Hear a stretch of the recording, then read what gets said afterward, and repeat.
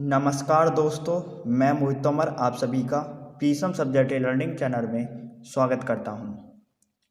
दोस्तों, आज की इस वीडियो में हम बात करने वाले हैं क्लास 10th एनसीईआरटी के सब्जेक्ट हिंदी के टॉपिक सूरदास जी के जीवन परिचय तथा रचनाओं पर।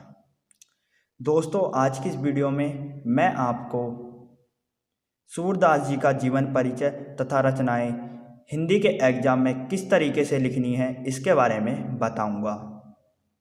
तो दोस्तों, वीडियो शुरू करने से पहले आप सभी से रिक्वेस्ट है, यदि आपने अभी तक हमारे चैनल पीसम सब्जेक्ट लर्निंग को सब्सक्राइब नहीं किया है तो दोस्तों सब्सक्राइब कर दीजिए तथा उसके आगे की बेल आइकन भी प्रेस कर दीजिए, ताकि दोस्तों जब भी मैं नई वीडियो अपलोड करूं उस वीडियो की नोटिफिकेशन आपको सबसे पहले मिल सके। तो शुरू करते हैं दोस्तों आज की इस वीडियो को।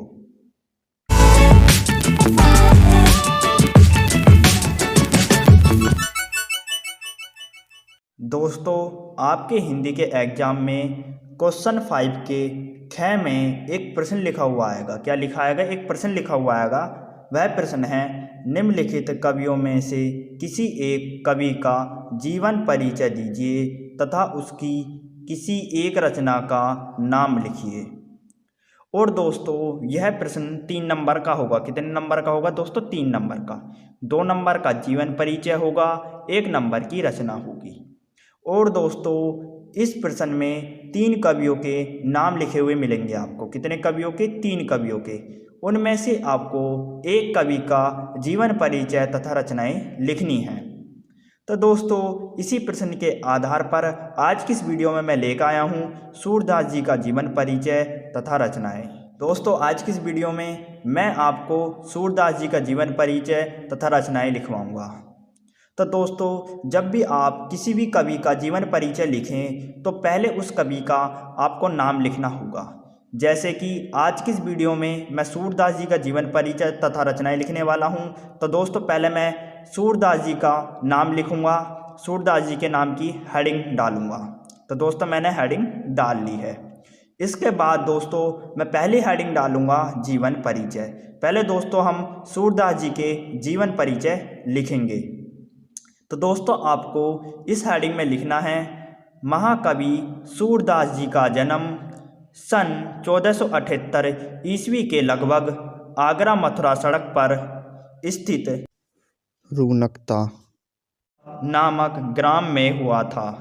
किंतु खोजों के आधार पर कुछ विद्वान इनका जन्म स्थान दिल्ली के निकट सीही ग्राम को मानते हैं।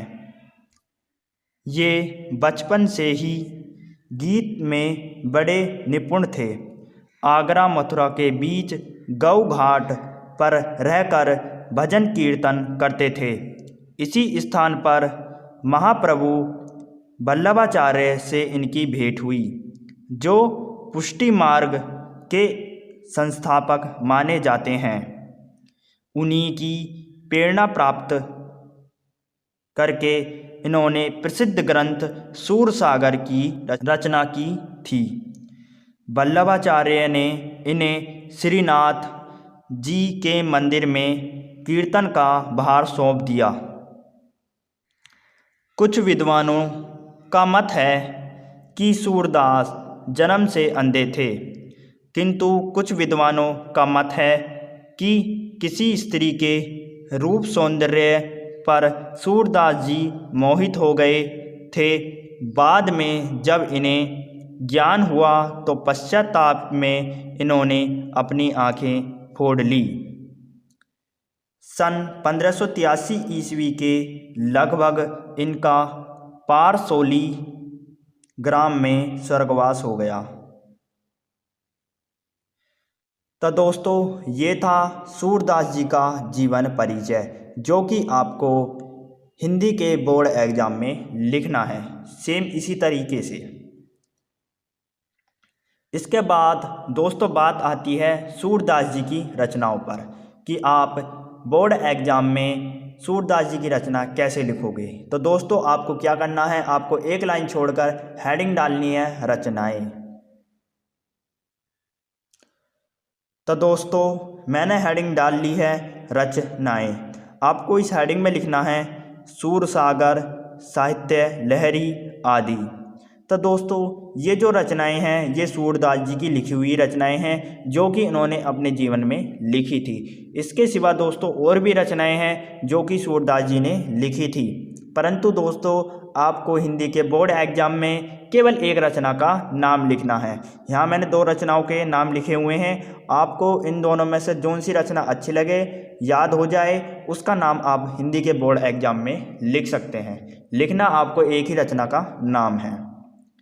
तो दोस्तों आपको समझ में आ गया होगा कि हिंदी के बोर्ड एग्जाम में आपको सूरदास जी की रचनाएं कैसे लिखनी हैं। तो दोस्तों 2 नंबर का आपका जीवन परिचय आएगा, 1 नंबर की आपकी रचना आएगी और टोटल कितने नंबर हो गए? 3 नंबर। तो आपको 3 नंबर आसानी से मिल जाएंगे यदि आप इस तरीके से जीवन परिचय लिखोगे।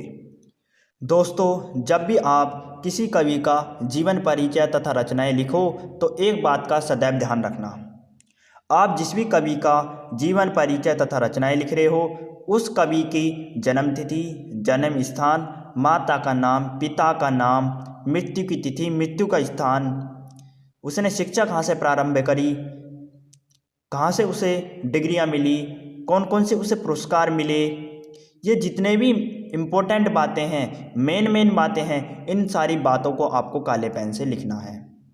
जिस प्रकार से दोस्तों मैंने सूरदास जी की जन्म तिथि काले पेन से, जन्म स्थान काले पेन से, उनके गुरु का नाम भी दोस्तों मैंने काले पेन से लिखा है, उनकी मृत्यु की तिथि भी काले पेन से, मृत्यु का स्थान भी काले पेन से। तो ये दोस्तों जितनी भी बातें हैं ये इम्पोर्टेंट बातें हैं, मेन बातें हैं, इसलिए मैंने दोस्तों काले पेन से लिखी हैं, आपको दिख रही होंगी वीडियो में। अब दोस्तों आप कह रहे होंगे कि इससे होगा क्या?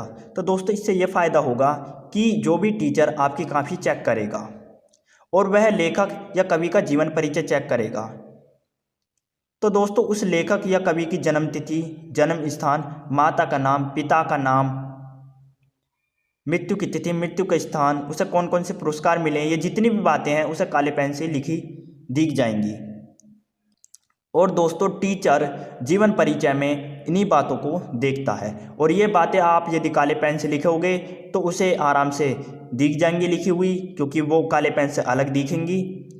इससे दोस्तों उसे जीवन परिचय चेक करने में आसानी होगी और यदि उसे चेक करने में आसानी होगी तो हो सकता है आपको पूरे में से पूरे मार्क्स मिल जाए, 3 में से 3 नंबर में आपको मिल जाए। तो इसलिए दोस्तों आपको मेन बातों को, इम्पोर्टेंट बातों को काले पेन से लिखना है। इस बात का दोस्तों सदैव ध्यान रखना। यदि दोस्तों आपको मेरी ये वीडियो पसंद आई है तो लाइक, सब्सक्राइब, शेयर जरूर कीजिए। दोस्तों वीडियो कैसी लगी कमेंट बॉक्स में ज़रूर बताइए। दोस्तों आपको हमारी वीडियो देखने का बहुत बहुत धन्यवाद।